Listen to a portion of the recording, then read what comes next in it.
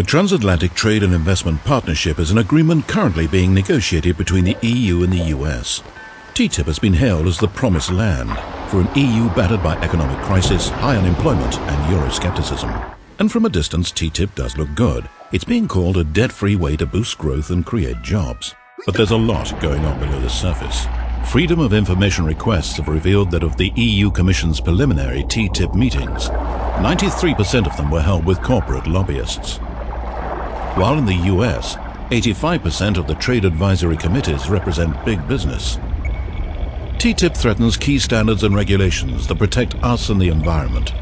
Many of the world's most powerful corporations are making sure TTIP is good for them, even if that means it's bad for us.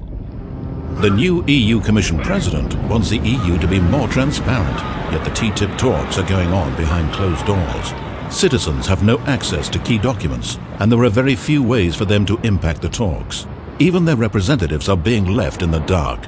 So should we just believe the hype, or should we be allowed to see the full picture? Demand full transparency in the TTIP talks. Join the fight.